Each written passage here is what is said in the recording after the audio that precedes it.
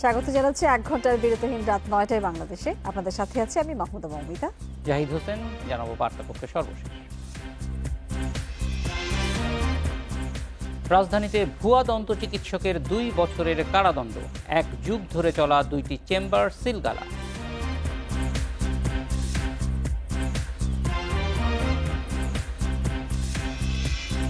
নির্বাচন কমিশন বিতর্কে বিএনপিকে দায়ী করছেন কাদের, দলীয়করণে ইসি ব্যর্থ দাবি ফখরুলের।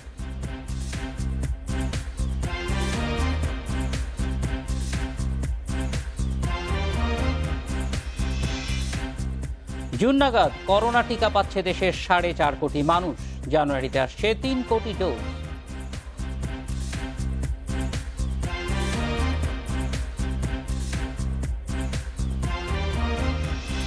শুনছিলেন শিরোনাম, এবার বিস্তারিত।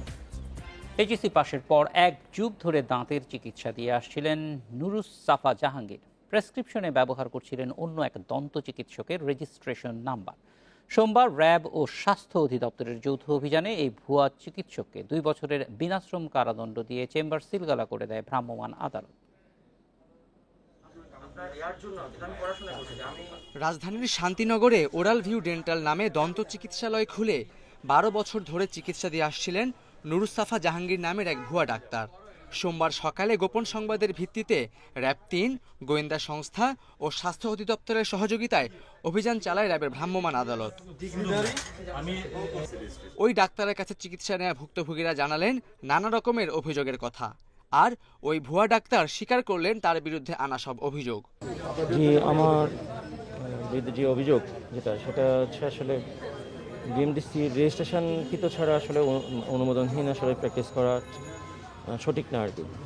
বিএমডিসি রেজিস্ট্রেশনের যে অনুমোদন সেটা পাওয়া যায়নি আমার কাছে এই মুহূর্তে, এটা সত্য। আমার ভালো দাঁত ছিল, আমার দাঁত পুরো ইনভ্যালিড ছিল না, কিন্তু আমার ভালো দাঁত সে আমার সাথে প্রতারণা করে আমার 12টা দাঁত কাটি ফেলাইছে। কোনো কিছু খাইলে এরকমভাবে ঢুকে বলে ব্যথা করে এই কথা বলছে, আমাকে শোয়াই ফেলছে। শোয়াইয়া এরকম ওই ঢিল মেশিনের মতো কি দিয়ে জানি ওরকম 4টা দাঁত আমার ছিদ্র করে ফেলছে। র্যাবের নির্বাহী ম্যাজিস্ট্রেট জানান, এইচএসসি পাশ করে ডাক্তারের ভুয়া সনদ বানিয়ে দীর্ঘদিন ধরে প্রতারণা করে আসছিলেন নুরুস-সাফা জাহাঙ্গীর। স্বাস্থ্য অধিদপ্তরের কর্মকর্তা জানান, বিডিএস পাশ না করে কেউ দাঁতের চিকিৎসা দিতে পারেন না। উনি নিজেকে স্বীকৃত ডেন্টিস্ট, বিডিএস ডিগ্রিধারী হিসাবে কিন্তু পরিচয় দিয়ে এই যে প্রতারণা বলি, যা মানুষের জীবন অর্থ নিয়ে খেলা, সেই খেলায় কিন্তু উনি লাস্ট 10 থেকে 12 বছর মাতোয়ারা ছিলেন। এবং আমরা অবশেষে তাকে গোয়েন্দা সংস্থা এবং র্যাব 3 এবং স্বাস্থ্য অধিদপ্তর সকলের এবং আপনাদের সকলের সহযোগিতায় কিন্তু আজকে আমরা কিন্তু তাকে আইনের আওতায় আনতে পেরেছি। রেগুলারলি আমরা এভাবে অভিযানে পরিচালনা করি, যাতে এই ধরনের অভিযোগগুলো যদি কখনো আমাদের কাছে আসে অভিযানে, তখন আমরা এগুলো অভিযান পরিচালনা করি, এগুলো এবং এটা ভবিষ্যতে চলবে। অভিযানের পর সিলগালা করে দেওয়া হয় শান্তিনগরের নুরুস-সাফা জাহাঙ্গীরের 2টি chamber. Khaled Raihan, Independent news, Dhaka. এ নিয়ে কথা বলতে রাজধানীর নিকেতন থেকে আমাদের সঙ্গে যোগ দিচ্ছেন বাংলাদেশ ডেন্টাল সোসাইটির সভাপতি অধ্যাপক ডক্টর মোহাম্মদ আবুল কাশেম। ডক্টর আবুল কাশেম, একটু জানতে চাই যে এই ধরনের ভুয়া চিকিৎসকের সংবাদ আমরা মাঝে মাঝেই পাই, আপনাদের কাছে এইটার তথ্য কিরকম আছে এবং যথেষ্ট ব্যবস্থা নেওয়া হয় কিনা? ধন্যবাদ ইন্ডিপেন্ডেন্ট টিভিকে। বাংলাদেশে 2 লক্ষাধিকের উপরে ভুয়া ডেন্টাল সার্জনের নাম ব্যবহার করে ভুয়া দন্ত চিকিৎসক আছেন। শুধু এই ঢাকা শহরে না, প্রতিটি জেলা উপজেলায় প্রায় প্রত্যেকটা গ্রামগঞ্জে বাজারে এদের ভুয়া ডেন্টিস্ট বলে এরা চিকিৎসা দেয়। আমি একজন পার্মানেন্ট রিকগনিশন কমিটির BMDC Bangladesh medical and dental কাউন্সিলের রিকগনিশন কমিটির মেম্বার। আমি এটা নিয়ে আমাদের যে মিটিং গুলো হয় সেখানে আমরা কয়েকবার বিজ্ঞপ্তি দিছি পেপারে এবং সবাইকে জানাইছি, সিভিল সার্জন পর্যন্ত সবাইকে জানানো হয়েছে যে আপনাদের কাছে কি এটার কোনো তালিকা আছে যে 2 লক্ষর কথা বলছেন, 2 লক্ষ বা তার কম বেশি?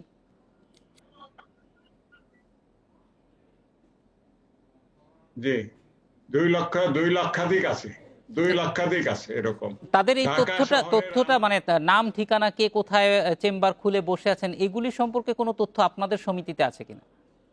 আমরা নাম ঠিকানা বলবো এইভাবে, আমাদের এটা প্রত্যেক ডেন্টাল সার্জনের তাহলে এই ব্যাপারে ব্যবস্থা নেওয়ার জন্য সরকার বা যে র্যাব বা অন্য যেই সংস্থাগুলি আছে সেগুলির কোনো সহযোগিতা আপনারা নিয়েছেন কখনো?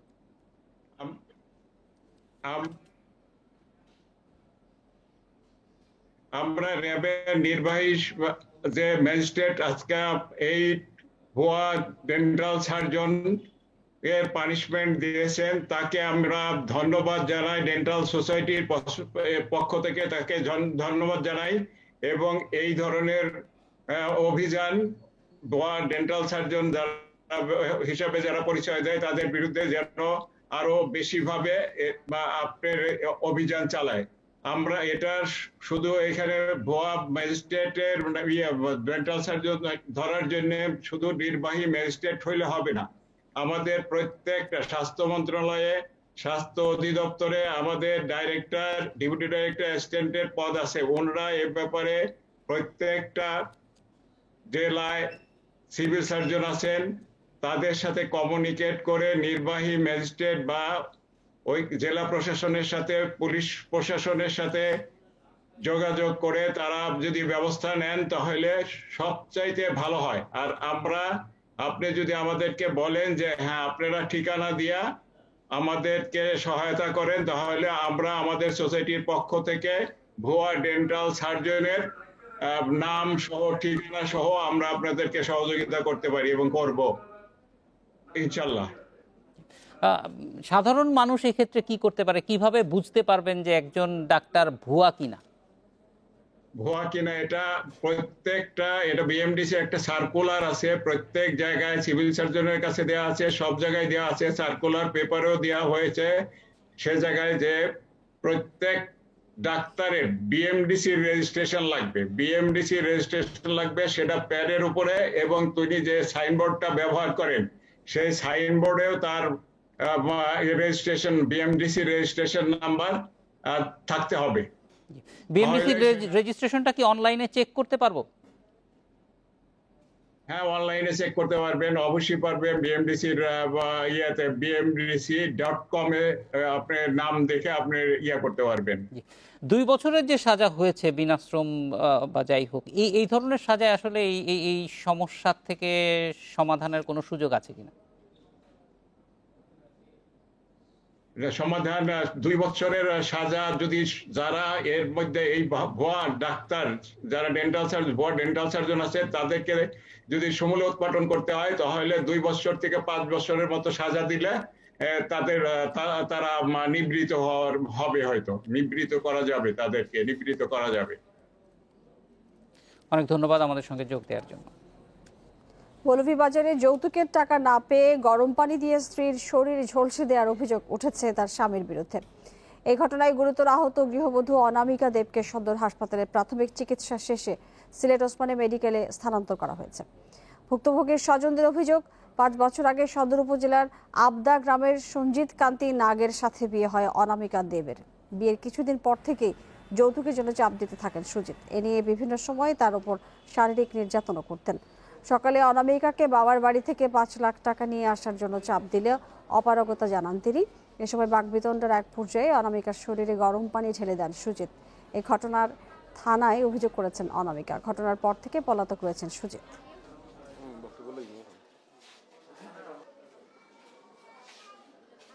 পারিবারিক বিভিন্ন ঝামেলার কারণে তাদের মধ্যে একটা জটিলতার সৃষ্টি হয়। এই সংক্রান্তে আমরা অভিযোগ পেয়েছি এবং অভিযোগটি আমরা তদন্তক্রমে যথাযথ আইনানুগ ব্যবস্থা গ্রহণ করব এবং এই বিষয়ে যদি দোষী সাব্যস্ত কেউ থাকে, যারাই আছে, আমরা অবশ্যই আইন আমলে তাদেরকে নিয়ে আসব।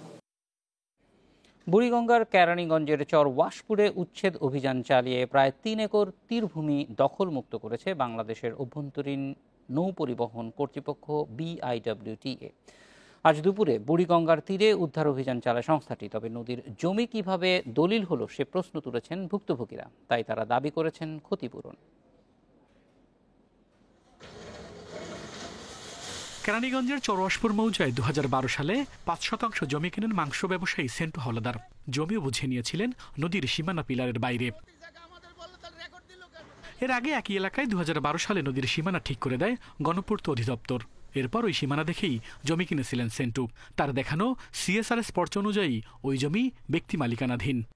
আমি এখনো দলিল পাই নাই, যে কাগজটা দলিল পাই নাই, তেমন যেহেতু পর্চা আছে, রেকর্ড আছে, তাহলে আমাদের জায়গাটা অবৈধ হলো কিভাবে আমরা স্যার বুঝি না। আমি পিলারের বাইরে কিনছি, আর এখন নতুন পিলার বসাইছে, একটা আমার জায়গার সাইডে আরো 2টা ফ্লোর সাইডা।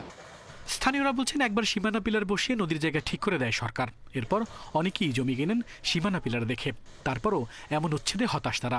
দাবি করেছেন ক্ষতিপূরণের। নদীর জমি কিভাবে রেজিস্ট্রেশন হলো সে প্রশ্নও তুলেছেন কেউ কেউ। সরকার যেহেতু নদী ডিমার্কেশন করবে, তাহলে সরকারি জায়গাগুলো কেন রেস্ট্রি দিচ্ছে? সরকার কেন খাজনা নিচ্ছে? যেহেতু আমার জরিপটা অনেক আগের, আমি এই পর্যন্ত আমার নদীর সম্পত্তি, আমি তো এগুলো রেস্ট্রি করবো না। সমস্ত কাগজপত্র দেখেই কিনেছি, আর যেখান থেকে কেনা হয়েছে এইখানেরই স্থানীয় লোক। একবার না 3বার 4বার ম্যাপ করছি, 4বার করে ম্যাপ কোথায় করছে কি করছে এটা তো জানি, আমি জানি না। আমাদের এই ছিল সীমানা, এই যে এই জায়গাটায়। উচ্ছেদের বিষয়ে BIWT এর যুগ্ম পরিচালক জানান, যৌথ জরিপের সীমানা অনুযায়ী নদীর জায়গায় থাকা অবৈধ স্থাপনা ভেঙেছেন তারা। পাশাপাশি আগের সীমানা পিলারে আপত্তি ছিল BIWT এর। তারপর জাতীয় নদী রক্ষা কমিশন, ভূমি মন্ত্রণালয় সহ 8টি সরকারি সংস্থা মিলে পুনরায় ঠিক করে দেয় নদীর জমি। BIWT ওই সীমানা পিলার আপত্তি সহকারে বুঝে নিয়েছে। এটা যারা জমি কিনেছে তারা অবশ্যই জানে, কারণ AC land office, UNO office, DC office, নৌ পরিবহন মন্ত্রণালয়, নদী রক্ষা কমিশন সব বিভাগ মিলেই এই কাজ সম্মিলিতভাবে করে। ওই আপত্তিকৃত সীমানা পিলারের ভিতরে কেউ জায়গা জমি ক্রয় বিক্রয় করে থাকলে সেটা দায় দায়িত্ব BIWT এর না। এদিকে বসিলার তুরাক পাড়ে ওয়াকওয়ে নির্মাণের জায়গায় একটি গরুর খামার থাকায় বাধাগ্রস্ত হয় নির্মাণ কাজ। সেটিও ভেঙে দেয় BIWT। আল আমিন হোসেন, ইন্ডিপেন্ডেন্ট নিউজ, ঢাকা। রাজধানীর মিরপুরের সবুজবাগে আগুনে পুড়েছে কমপক্ষে 70টি ঘর, তবে হতাহত হয়নি কেউ। প্রাথমিকভাবে আগুন লাগার কারণ জানাতে পারেনি ফায়ার সার্ভিস।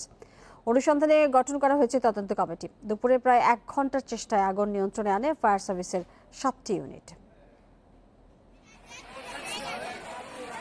মিরপুর 11 নম্বরে নাভানা টাওয়ারের পাশে খিচুড়িপট্টি নামে পরিচিত এই বস্তিতে শতাধিক পরিবারের বাস। প্রত্যক্ষদর্শীরা জানান, 2টার দিকে বস্তির একটি ঘরে আগুনের শিখা দেখতে পান তারা। মুহূর্তেই পুরো বস্তিতে ছড়িয়ে পড়ে আগুন। আমাদের গায়ের জামা ছাড়া আর আমাদের জীবন ছাড়া এছাড়া আর কিছু বের করতে পারি না। আমার যে ছোট বাচ্চাটা ওরে নিয়ে শুধু আমি বের হইছি। পাও ধরে কানছি আমি, যে কোন আগুনটা লাগে নাই দেন, হেরা পাইপলা সবাই টাইম না ওদিকে ধরে রাখছে, আমাকে কোন দেয় নাই। প্রায় 1 ঘন্টার চেষ্টায় আগুন নিয়ন্ত্রণে আসে। ততক্ষণে সব হারিয়ে নিঃস্ব বেশিরভাগ বাসিন্দা। তদন্তের পর আগুন লাগার কারণ ও ক্ষয়ক্ষতি সম্পর্কে জানাবে ফায়ার সার্ভিস। ক্ষয়ক্ষতির পরিমাণ, আগুনের লাগার কারণ আমাদের তদন্ত টিম গঠন হবে অধিদপ্তর কর্তৃক। তারপরে আমরা আপনাদেরকে স্পেসিফিক বলতে পারবো। তবে এখানে 1:55 মিনিটের সময় আমরা আগুনের সংবাদ পেয়েছি, 3:05 মিনিটের সময় আগুনটা নিয়ন্ত্রণ দিয়েছি। এদিকে ঘটনাস্থল পরিদর্শনে এসে আগুনে ক্ষতিগ্রস্তদের সহায়তার আশ্বাস দেন স্থানীয় সংসদ সদস্য। এই অসহায় গরিব মানুষের জন্য ইতিমধ্যে আমি আসার পরে তাদের থাকার ব্যবস্থা অলরেডি করে দিয়েছি। রাত্রে থাকার ব্যবস্থা, কম্বলের ব্যবস্থা এবং অন্যান্য কাপড় চোপড়ের ব্যবস্থা, খাওয়ার ব্যবস্থা সব করে দিচ্ছি আজকে কালকে। এবং এখানে এই গরিব মানুষরা আছে, থাকবে। গত 1 মাসে রাজধানীতে অন্তত 5টি বস্তিতে আগুন লাগলো। Nahid Kamal, independent news, Dhaka. কুষ্টিয়ার কুমারখালীতে বিপ্লবী বাঘা যতীনের ভাস্কর্য ভাঙচুরের ঘটনায় 3 জনের 3 দিন করে রিমান্ড মঞ্জুর করেছে আদালত। সকালে কুষ্টিয়া সিনিয়র জুডিশিয়াল আমলি আদালতে শুনানি শেষে তাদের 72 ঘন্টা রিমান্ডে নিয়ে জিজ্ঞাসাবাদের আদেশ দেওয়া হয়। সকাল 11:30টায় আদালতে নিয়ে আসা হয় আসামিদের।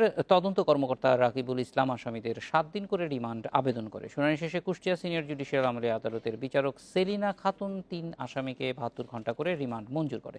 এদিকে এজাহারভুক্ত এক আসামি এখনও পলাতক, তাকে ধরতে অভিযান অব্যাহত আছে জানিয়েছে পুলিশ।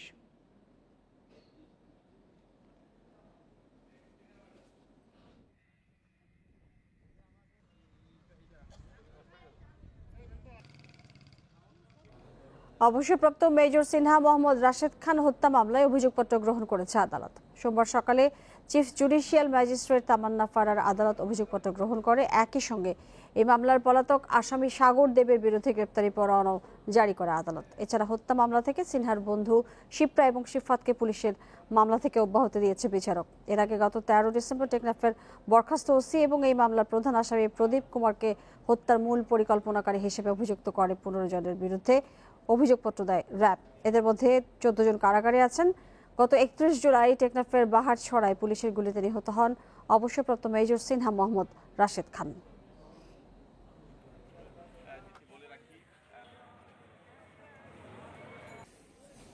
সাবেক যুবলীগ নেত্রী শামীমা নূর পাপিয়া ও তার স্বামী মতিউর রহমানকে রিমান্ডে জিজ্ঞাসাবাদ শুরু করেছে দুর্নীতি দমন কমিশন দুদক।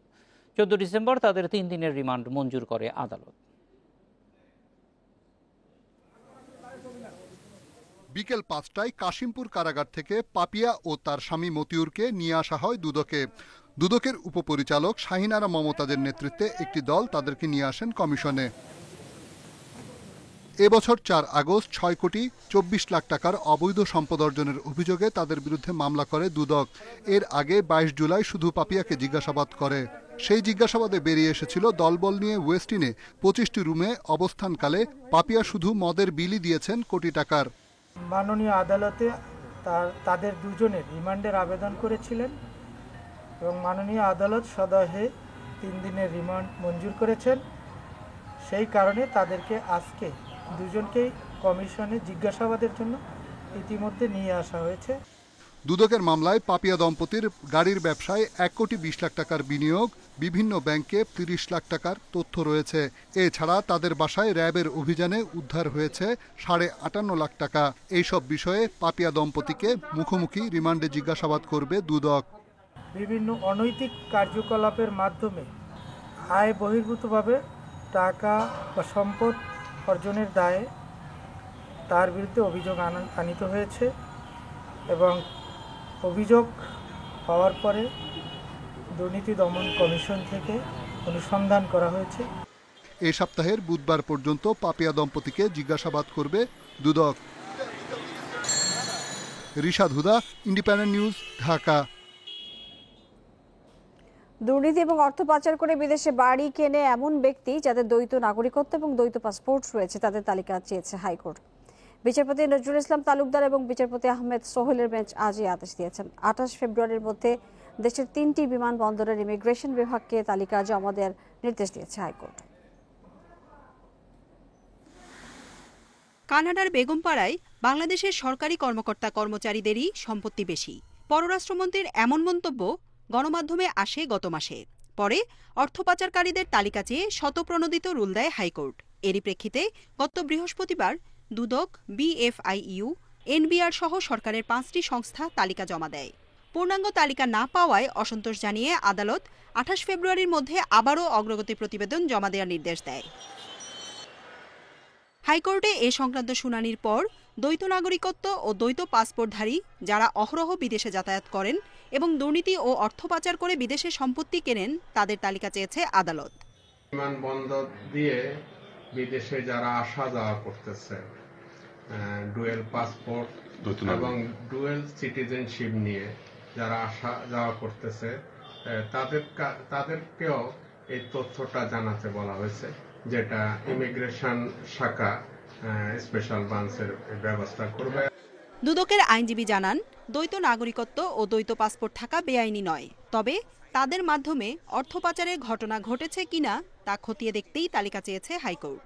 যখন বিষয়টি খতিয়ে দেখা হবে, যদি কেউ চলে যাচ্ছে বাইরে টাকা, বাইরে ডুয়েল সিটিজেনশিপ নিয়ে সেকেন্ড হোম করছে, ব্যাক হোম পাঠাতে বাড়ি করছে, হয়তো তার তথ্য উপাত্ত পাওয়াতে সহায়তা হয়তো হবে। আমি মনে করি সেই জন্যই হয়তো হাইকোর্ট ডিভিশন এটা করেছে, যেহেতু হাইকোর্ট ডিভিশনের এই মামলাটা সুমোটো রুলটা পেন্ডিং আছে। 28 ফেব্রুয়ারির মধ্যে ঢাকার শাহজালাল, চট্টগ্রামের শাহ আমানত ও সিলেটের এমএজি ওসমানী বিমানবন্দরের ইমিগ্রেশন বিভাগকে তালিকা জমা দিতে হবে। জান্নাতুল ফেরদাউস তানভি, ইন্ডিপেন্ডেন্ট নিউজ, ঢাকা। সব ক্ষেত্রে ব্যর্থ হয়ে বিএনপি এখন নির্বাচন কমিশনকে বিতর্কিত করার চেষ্টা করছে বলে মন্তব্য করেছেন আওয়ামী লীগের সাধারণ সম্পাদক ওবায়দুল কাদের। অন্যদিকে বিএনপি মহাসচিব মির্জা ফখরুল ইসলাম আলমগীর দাবি করেছেন, নির্বাচন কমিশনকে পুরোপুরি দলীয়করণ করে সরকারকে ব্যর্থ প্রতিষ্ঠানে পরিণত করেছে। রাজধানীতে পৃথক দুটি অনুষ্ঠানে আজ তারা এসব কথা বলেন। 2017 সাল থেকে দায়িত্ব পালন করা নির্বাচন কমিশনাররা গুরুতর অসদাচরণের সঙ্গে জড়িত অভিযোগ করে 14 ডিসেম্বর তাদের বিরুদ্ধে ব্যবস্থা নিতে রাষ্ট্রপতিকে চিঠি দিয়েছেন 42 জন বিশিষ্ট নাগরিক। এই ঘটনায় বিএনপির ইন্ধন আছে বলে মনে করছে আওয়ামী লীগ। রাজধানীতে আওয়ামী স্বেচ্ছাসেবক লীগ আয়োজিত বিজয় দিবসের আলোচনায় অনলাইনে যোগ দিয়ে আওয়ামী লীগ সাধারণ সম্পাদক ওবায়দুল কাদের বলেন, অপরাজনীতির কারণে বিএনপি থেকে মুখ ফিরিয়ে নিয়েছে জনগণ, তাই সব দিক দিয়ে ব্যর্থ বিএনপি নির্বাচন কমিশনকে বিতর্কিত করতে চায়। বিএনপি আর সকল দিক থেকে ব্যর্থ হয়ে এখন নির্বাচন কমিশনকে বিতর্কিত করার অপপ্রয়াস চালাচ্ছে।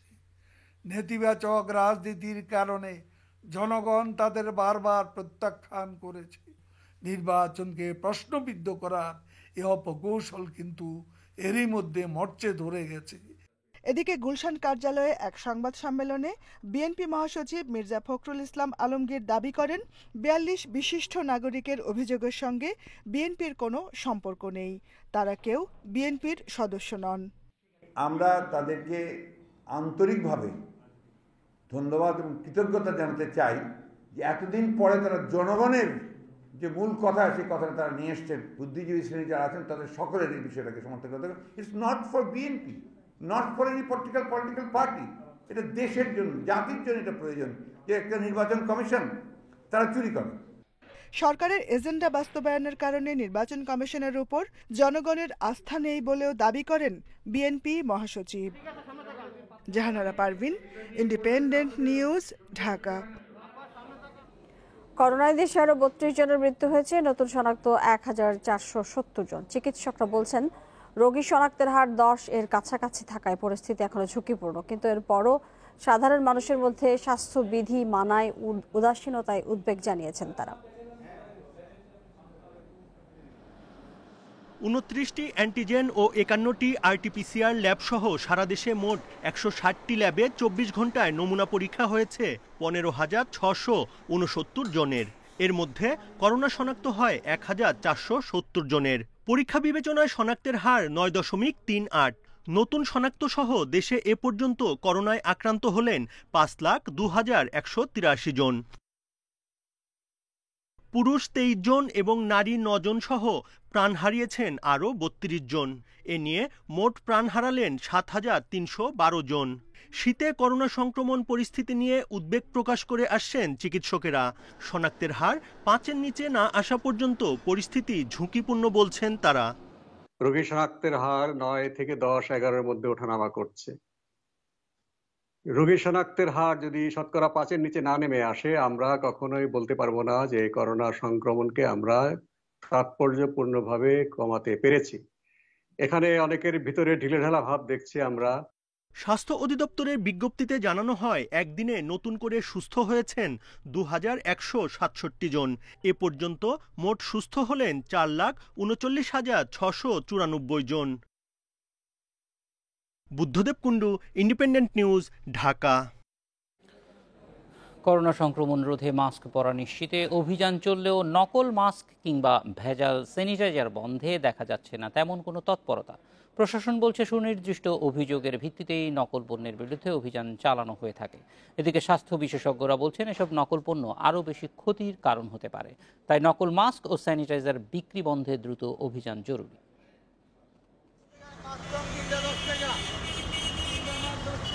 ঢাকার প্রতিটি সড়ক বা ট্রাফিক সিগন্যালে দেখা যায় মাস্ক বিক্রির এমন দৃশ্য। যদিও দেশে করোনা সংক্রমণের শুরুতে চিত্র ছিল অন্যরকম। মাস্কের দাম ছিল আকাশ ছোঁয়া, আর এখন অলিগলি থেকে শুরু করে সব জায়গায় 2 থেকে 3 টাকাতেও মিলছে মাস্ক। শীতে করোনা সংক্রমণ বাড়তে পারে এমন আশঙ্কায় মাস্ক পরা নিশ্চিতে মাসখানেক যাবৎ কঠোর অবস্থানে সরকার। আর এই সুযোগে মানহীন মাস্কের 6 লাভ বাজার। এখানে আসলে কম দামি মাস্কটাই বেশিরভাগ চলে।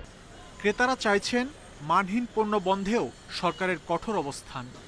মাস্ক যদি ভালো না হয় তাহলে আমাদের প্রোটেকশনটা ভালো হবে না। এটা ভেজাল হ্যান্ড স্যানিটাইজার দেখা যাচ্ছে বিভিন্ন বিষাক্ত কেমিক্যাল দিয়ে তৈরি করে, যেগুলো আমাদের স্বাস্থ্যের জন্য অত্যন্ত ঝুঁকি এবং ক্ষতিকর হতে পারে। কোন মাস্কটা পরলে ভালো হবে, কোন মাস্কটা খারাপ, এটা যেন আপনাদের প্রচার মাধ্যম এবং সরকারের জন্য প্রচার থাকে এবং কোম্পানি যেন একটা মার্ক দেওয়া থাকে যে এই মার্কটা যেন সবাই ব্যবহার করে। স্বাস্থ্য বিশেষজ্ঞরা বলছেন মাস্ক ও স্যানিটাইজার সাধারণ পণ্য হিসেবে নয়, দেখতে হবে চিকিৎসা সরঞ্জাম হিসেবে। আমরা দেখছি যে এর সাথে স্বাস্থ্যের একদম মৌলিক বিষয়গুলো জড়িত হয়ে গেছে, সুতরাং এটিকে মেডিকেল ডিভাইস যে রেজিস্ট্রেশন নীতিমালা ডিজি ড্রাগসের, সে ডিজিডি এর আন্ডারে নিয়ে যেতে হবে এবং যে কোনো প্রোডাক্ট যারা ম্যানুফ্যাকচার করবে তাদেরকে সেই কোয়ালিটি কন্ট্রোলের নিয়ন্ত্রণের আওতায় নিয়ে গিয়ে সেইখান থেকে অ্যাপ্রুভ করিয়ে তারপরে মার্কেটে করতে হবে। ঢাকা জেলা প্রশাসন বলছে ভেজাল পণ্য রোধে কঠোর প্রশাসন। আমরা সারা বছরই কিন্তু ভেজাল বিরোধী অভিযান পরিচালনা করে থাকি। ভেজাল মাস্ক স্যানিটাইজারের বিষয়ে আসলে স্পেসিফিক অভিযোগের ভিত্তিতে আমরা ব্যবস্থা নিচ্ছি। এখন ঢালাও অভিযোগ করলে আসলে এটা আইডেন্টিফাই করাটা কঠিন। করোনা রোধে স্বাস্থ্যবিধি মানতে সবাইকে আরও সচেতন হওয়ার আহ্বান জানিয়েছেন বিশেষজ্ঞরা। মাহমুদ শরীফ, ইন্ডিপেন্ডেন্ট নিউজ, ঢাকা। জুনের মধ্যে 9 কোটি ডোজ করোনা টিকা পাবে বাংলাদেশ। 4.5 কোটি টিকা দেওয়ার মাধ্যমে দেশের 20% মানুষ করোনার টিকার আওতায় আসবে। সচিবালয়ে মন্ত্রিসভার বৈঠক শেষে ব্রিফিংয়ে আজ এই কথা জানিয়েছেন মন্ত্রিপরিষদ সচিব। নো মাস্ক নো সার্ভিস শুধু মুখে নয়, কাজেও নিশ্চিত করার তাগিদ দিয়েছে মন্ত্রিসভা। প্রধানমন্ত্রী শেখ হাসিনার সভাপতিত্বে সচিবালয়ে বসে মন্ত্রিসভার বৈঠক। গণভবন থেকে ভিডিও কনফারেন্সের মাধ্যমে এতে যোগদান প্রধানমন্ত্রী। বৈঠক শেষে ব্রিফিংয়ে মন্ত্রিপরিষদ সচিব জানান, আগামী জুনের মধ্যে কোভ্যাক্সের মাধ্যমে আরও 6 কোটি ডোজ করোনা ভাইরাসের টিকা দেশে আসছে। এছাড়া জানুয়ারি মাসের শেষে বা ফেব্রুয়ারির প্রথমে অক্সফোর্ডের 3 কোটি টিকা আসবে।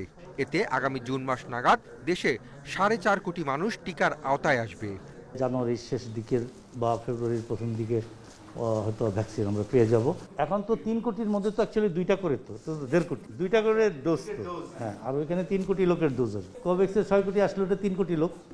টিকা দেওয়ার জন্য সরকারের ইপিআই এর কার্যক্রমকে কাজে লাগানো হবে। এজন্য তৃণমূল পর্যন্ত সবাইকে প্রশিক্ষণ দেওয়া শুরু হয়েছে। বেসরকারি খাতকে অন্তর্ভুক্ত করে টিকা দেওয়া যায় কিনা তাও খতিয়ে দেখছে সরকার। গ্রাসরুট লেভেল পর্যন্ত সবাইকে ট্রেনিং দেওয়া অলরেডি শুরু করে দেওয়া হয়েছে। প্লাস এই যে ভ্যাকসিন দেওয়ার ফলে যে ইঞ্জেকশন বা যে আপনার যে কটন যেগুলি ইউজ করা হবে এগুলি কীভাবে ডিসপোজাল করা হবে সেইভাবে ট্রেনিং দেওয়া হচ্ছে। তাছাড়া প্রাইভেট সেক্টরের সাথেও ওনারা আলোচনা করছেন যে প্রাইভেট সেক্টরকেও ইনভলভ করে ভ্যাকসিন দেওয়া যায় কিনা। বিশ্ব স্বাস্থ্য সংস্থার অনুমোদন নিয়ে যদি কোনো টিকা দেশে আসে এতে সরকারের কোনো আপত্তি নেই বলেও জানান মন্ত্রিপরিষদ সচিব। তবে সংরক্ষণের অবকাঠামোগত সক্ষমতা না থাকায় ফাইজার ও মডার্নার টিকা আমদানির অনুমোদন দিচ্ছে না সরকার। Hasib Mahmud Shah, Independent news, Dhaka. বাংলাদেশের খবরের এই পর্যায়ে রয়েছে খেলার খবর। শুরুতেই জানাবো 9 মাস বিরতির পর ফেডারেশন কাপ দিয়ে কাল ঘরোয়া মৌসুম শুরু। প্রথম দিনে বসুন্ধরার রহমতগঞ্জের লড়াই।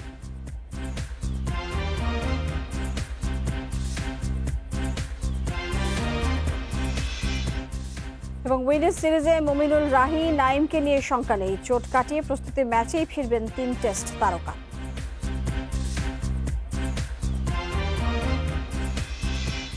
নয় মাস বিরতির পর ফেডারেশন কাপ দিয়ে কাল শুরু ঘরোয়া ফুটবলের নতুন মৌসুম। উদ্বোধনী ম্যাচে লড়বে গেল আসরের 2 ফাইনালিস্ট বসুন্ধরা কিংস এবং রহমতগঞ্জ। শ্রেষ্ঠত্ব ধরে রাখতে আশাবাদী বসুন্ধরা, অন্যদিকে বিদেশি ফুটবলার না আসায় দুশ্চিন্তায় রহমতগঞ্জ। আসর শুরুর আগের দিন অংশ নেওয়া সব দলই জানিয়েছে তাদের প্রস্তুতির আপডেট। চ্যাম্পিয়নশিপ ট্রফি নিয়ে ফটো সেশনে 13 ক্লাবের কোচ ফুটবলাররা। করোনা ঝুঁকি সত্ত্বেও ঘরোয়া আসর ফিরছে, আপাতত মাঠের ফুটবলেই সর্বোচ্চ মনোযোগ। গত আসরে 2 ফাইনালিস্ট এবার শুরুতেই মুখোমুখি। চ্যাম্পিয়ন বসুন্ধরা কিংসের প্রতিপক্ষ রানার্স আপ রহমতগঞ্জ। 4 মাসেরও বেশি সময় অনুশীলন চালিয়েছে কিংস। অন্যদিকে রহমতগঞ্জের 3 বিদেশি ফুটবলার ঢাকা আসার কথা ম্যাচের দিন সকালে। আমার কাছে মনে হয় যেহেতু আমরা বেশি সময় পেয়েছি, তো আমাদের ফার্স্ট খেলা, তো এটা আমাদের জন্য খুবই ভালো, কারণ আমরা ফরেন প্লেয়ারদের সাথে অ্যাডজাস্টমেন্টের আন্ডারস্ট্যান্ডিং এর একটা ব্যাপার থাকে, সেটা আমাদের খুব ওয়েল হয়েছে, ভালো হয়েছে। কোভিডের জন্য আমরা আমাদের বিদেশি যে ফরেন রিক্রুট ছিল দলভুক্ত করেছি, কিন্তু এখন পর্যন্ত আমাদের 3 জন প্লেয়ার আসে নাই। বাফুফে ভবনে একে একে টুর্নামেন্টে নিজেদের লক্ষ্য আর দলের অবস্থা জানিয়েছে অংশ নেওয়া ক্লাবগুলো। স্বল্প প্রস্তুতি নিয়েই খেলতে হবে বেশিরভাগ ক্লাবের। সেখানে আবাহনী অন্যদের চেয়ে প্রস্তুতিতে এগিয়ে। বিরতিতে সবারই অনুশীলনে সমস্যা হয়েছে, তবে আবাহনী গেল কিছুদিন কঠোর পরিশ্রম করেছে। দলে ভালো মানের বিদেশি আছে, আশা করছি শিরোপা পুনরুদ্ধার করতে পারবো। পর্যাপ্ত সময় ছিল না অনুশীলন করার, আমরা মাত্র 4 সপ্তাহ সময় পেয়েছি, এটা পর্যাপ্ত না। তারপরেও যেহেতু টিমটা গতবারের, সেটা হয়তো আন্ডারস্ট্যান্ডিং এর কোনো অভাব হবে না, বাট ফিটনেসের কিছুটা ঘাটতি থাকতে পারে। ফেড কাপের আগে দুই ক্লাবের অংশ নেয়া নিয়ে হয়েছে নাটক। শেষ পর্যন্ত ব্রাদার্স আর মুক্তিযোদ্ধার সংকট কেটেছে, তবে প্রস্তুতিহীন দল দুটির জন্য ফেডারেশন কাপ শুধুই অংশ নেয়া। সব ভুলে মাঠে পারফর্ম করতে চাই আমরা। অনুশীলন করেছি, ফেডারেশন কাপ খেলতে প্রস্তুত, আশা করি ভালো খেলবো। তো ট্রেনিংটা দীর্ঘ হওয়ার কারণ হচ্ছে আমাদের প্লেয়াররা অনেক সময় বাইরে ছিল, আর আমাদের তো যে মূল ম্যানেজারটা ছিল সে 6 তারিখে কাতার ছিল, আপনারা জানেন। সে আসার পরেই মূলত মূল টিমটা ঘোষণা হয়েছে। টুর্নামেন্টে সবচেয়ে বেশি 11 শিরোপা আবাহনীর, তবে ঢাকার মাঠের নতুন জায়ান্ট বসুন্ধরা কিংস কাগজে কলমে এবারও শক্তিশালী দল গড়েছে। Abidur Rahman, Independent news, Dhaka. Federation Cup শুরুর আগের দিনও ফুটবলারদের করোনা পরীক্ষা সম্পন্ন করেনি বেশিরভাগ ক্লাব, তবে নিজ নিজ ম্যাচের আগে ক্লাবগুলো টেস্ট করাবে আশ্বাস দিয়েছে বাফুফে। সরকারি নির্দেশনা থাকায় দর্শক থাকছে না গ্যালারিতে। এদিকে স্বাধীনভাবে ম্যাচ পরিচালনার জন্য রেফারিদের নির্দেশ দিয়েছে বাফুফে সভাপতি কাজী সালাউদ্দিন। টুর্নামেন্টের আগে অংশ নেওয়া সব ক্লাবের আনুষ্ঠানিক সংবাদ সম্মেলন হয়েছে একসাথে। করোনা পরিস্থিতিতে সেটা যে বেমানান তা ভুলেই গেছে বাফুফে।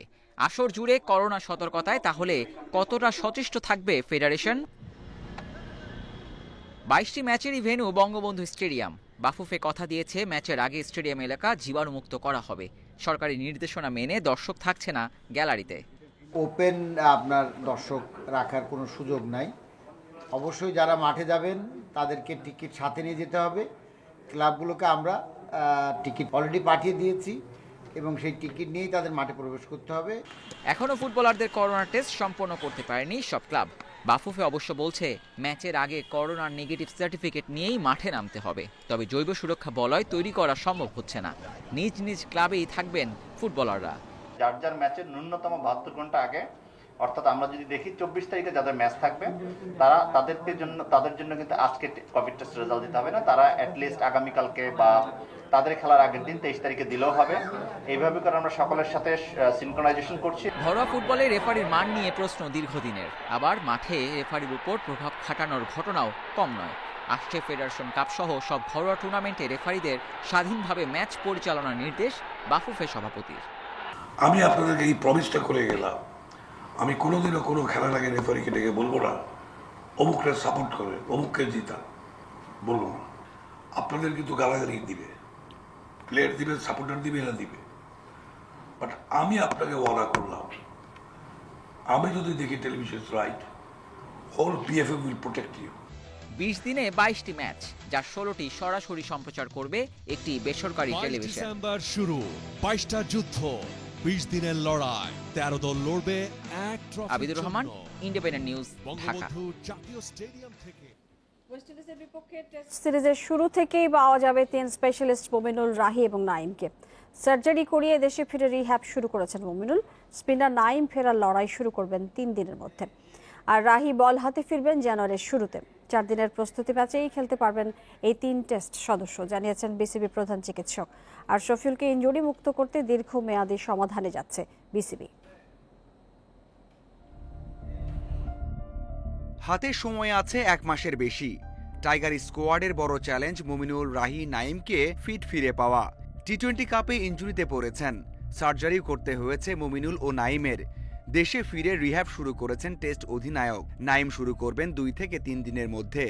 রাহির অবস্থা এই দুইজনের চেয়ে একটু ভালো, 2 সপ্তাহের মধ্যে বল হাতে নামতে পারবেন।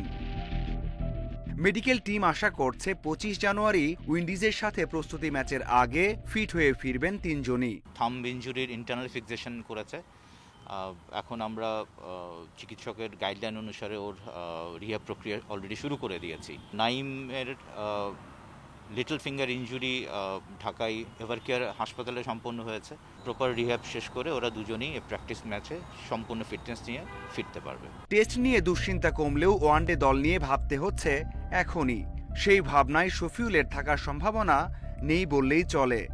ইনজুরি থেকে ফিরে আবারও ইনজুরিতে পড়ছেন। শফিউলের ক্যারিয়ার জুড়ে এমন অবস্থা বারবার। নির্বাচকরা তাকে নিয়ে কোনোভাবেই স্বস্তিতে থাকার সুযোগ পান না। বিসিবি এবার চাইছে দীর্ঘমেয়াদী সমাধান। এবার ওর যে রিহ্যাব প্ল্যানটা ঠিক করেছি সেই রিহ্যাব প্ল্যানের মধ্যে ওকে ইনজেক্টেবলস ইউজ করার প্ল্যান আছে এবং সেই লক্ষ্যে ইনজেক্টেবলসটা ব্যবহার করব। বঙ্গবন্ধু টি-20 কাপের সফলতার পর আন্তর্জাতিক সিরিজ সফল করতে প্রস্তুত মেডিকেল টিম। ক্যারিবীয় প্রতিনিধিদের সাথে কথা বলে রূপরেখা চূড়ান্ত করেছে বিসিবি। দেশে নেমে হোল্ডার হেটমায়াররা প্রথম 3 দিন থাকবেন কোয়ারেন্টিনে, পরের 3 দিন ব্যক্তিগত অনুশীলন, আর 1 সপ্তাহে মোট 3 বার হবে করোনা পরীক্ষা। এসবের পরেই পুরো দমে অনুশীলনের সুযোগ পাবে অতিথি দল। Mazharul Islam, independent news. এই ছিল খেলার খবর। এবারে অন্যান্য প্রসঙ্গ।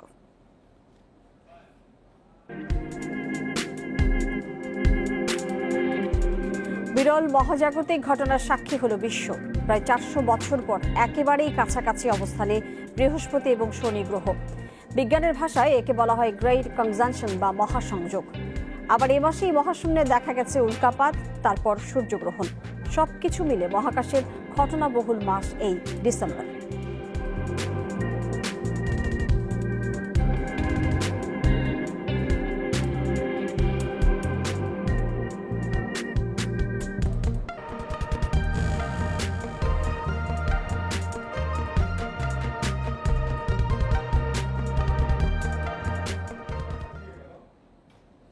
আর এই নিয়ে প্রতিবেদন থাকছে সংবাদের শেষ অংশে। এবারে চলে যাচ্ছে পরের খবরটিতে। খ্রিস্টান ধর্মাবলম্বীদের ধর্মীয় উৎসব বড়দিন এবং 31st নাইটকে ঘিরে বিশেষ নিরাপত্তা ব্যবস্থা নিয়েছে ঢাকা মেট্রোপলিটন পুলিশ। ডিএমপি হেডকোয়ার্টার্সে বড়দিন এবং 31st নাইট উদযাপন উপলক্ষে আইন শৃঙ্খলা রক্ষা এবং ট্রাফিক ব্যবস্থাপনা সভায় আজ এই সিদ্ধান্ত হয়েছে। বিশেষ নিরাপত্তার জন্য প্রতিটি চার্চে পোশাকে এবং সাদা পোশাকে পর্যাপ্ত সংখ্যক পুলিশ সদস্য নিয়োজিত থাকবেন। প্রতিটি চার্চে দর্শনার্থীকে ঢোকানোর সময় তল্লাশি করা হবে। এছাড়া 31st উপলক্ষে কোনো উন্মুক্ত স্থানে বা বাড়ির ছাদে কোনো গান বাজনা করা বা আতশবাজি ফোটানো সম্পূর্ণ নিষিদ্ধ থাকবে। যে কোনো ধরনের ডিজে পার্টি নিষিদ্ধ থাকবে। আরও জানানো হয়েছে শহরের বিভিন্ন পয়েন্টে আইন শৃঙ্খলা বাহিনীর কড়া নজরদারি থাকবে।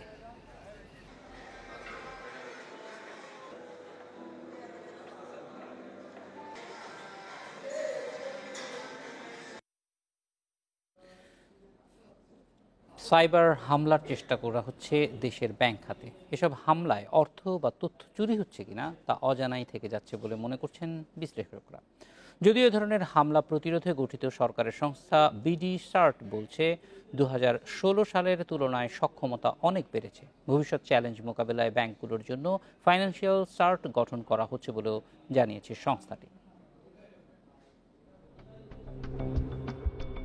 সাইবার যুদ্ধের লাইভ দৃশ্য এটি। এক দেশের হ্যাকার আক্রমণ চালাচ্ছে অন্য দেশে। তাদের লক্ষ্য দুটি, তথ্য এবং অর্থ চুরি। আক্রমণ শুধু অন্য দেশ থেকেই হয় না, অভ্যন্তরীণও হয়। সম্প্রতি সবচেয়ে বড় সাইবার হামলার শিকার হয় মার্কিন যুক্তরাষ্ট্র। 15 ডিসেম্বরের দৃশ্য এটি, যেখানে দেখা যায় দেশের ইন্টারনেট সেবাদানকারী প্রতিষ্ঠান আইএসপিগুলোতে প্রচুর আক্রমণকারী ম্যালওয়্যারের উপস্থিতি।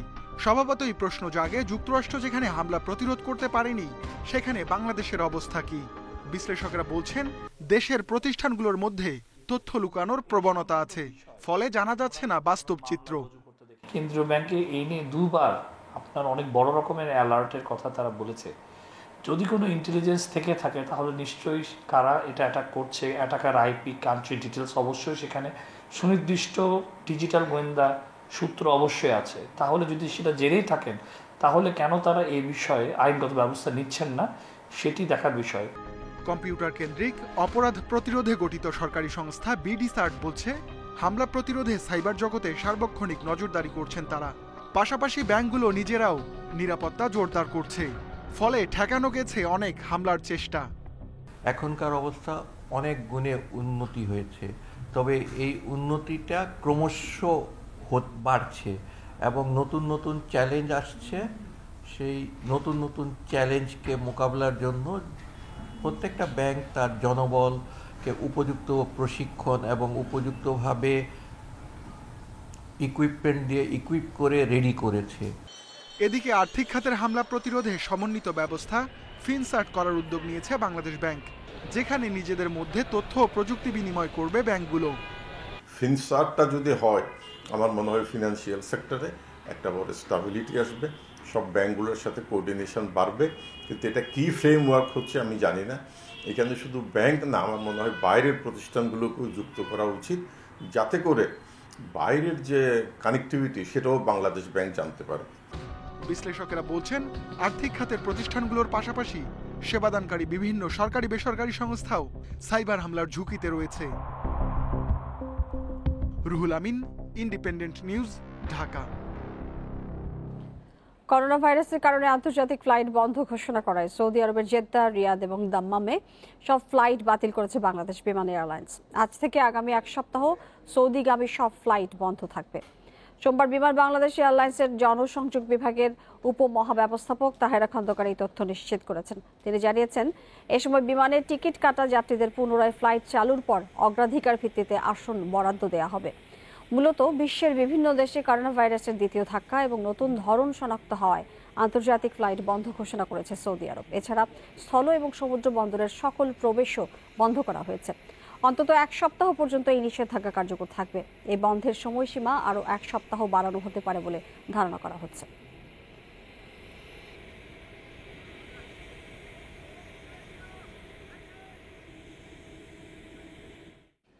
শৈত্যপ্রবাহের কারণে সারা দেশেই শীতজনিত রোগবালাই বাড়ছে। শ্বাসকষ্ট, ডায়রিয়া নিয়ে হাসপাতালগুলোতে ভিড় লেগে আছে শিশু ও বয়স্ক রোগীদের। হঠাৎ করে রোগীর সংখ্যা বাড়ায় হিমশিম খেতে হচ্ছে চিকিৎসকদের। আবার হাসপাতালের ঠাসাঠাসিতেও রোগীরা পাচ্ছেন না সুচিকিৎসা।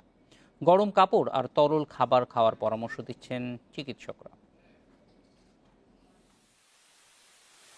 তাপমাত্রা কম বেশি হলেও শৈত্যপ্রবাহের জের টানছে বয়স্ক ও শিশুরা। দেশের বেশিরভাগ হাসপাতাল এখন বয়স্ক আর শিশু রোগীতে পরিপূর্ণ। বেশিরভাগই ভুগছেন ডায়রিয়া, নিউমোনিয়া, জ্বর, সর্দি, শ্বাসকষ্ট সহ ঠান্ডাজনিত নানা রোগে।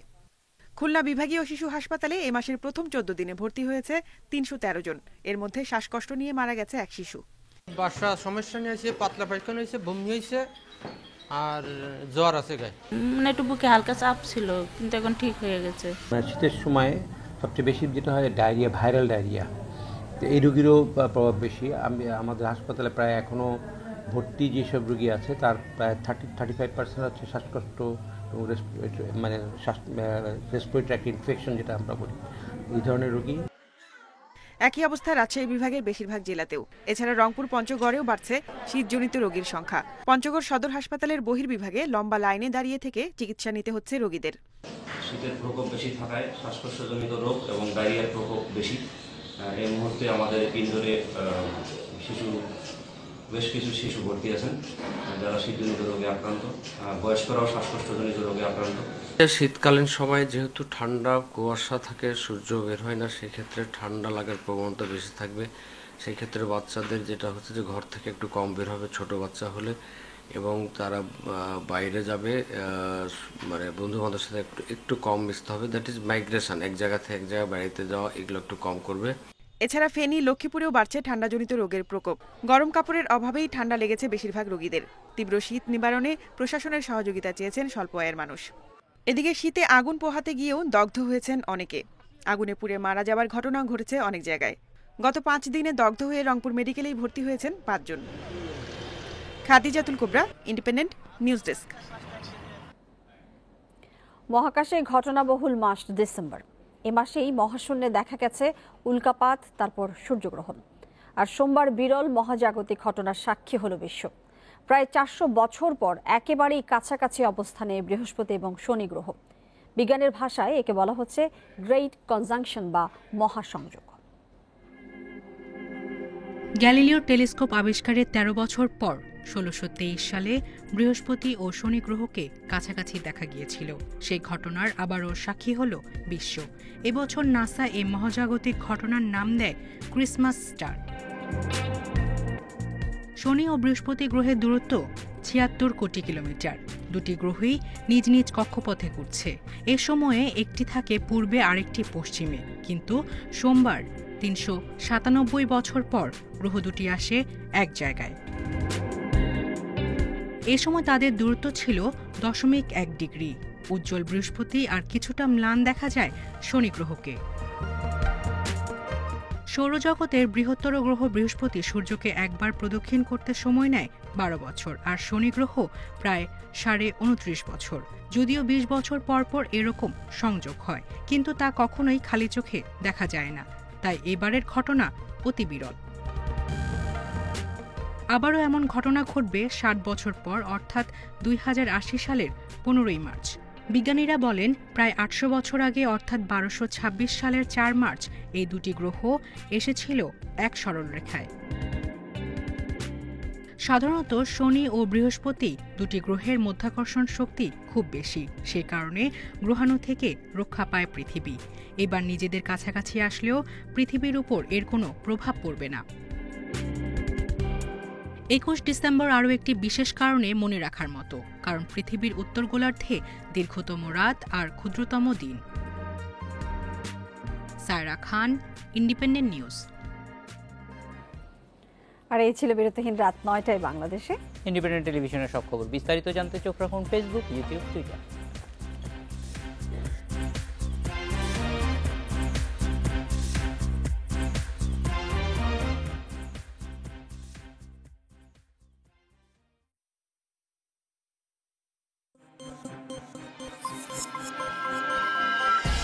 রাত 9টায় বাংলাদেশ বিরতিহীন, সৌজন্যে ই-ভ্যালি।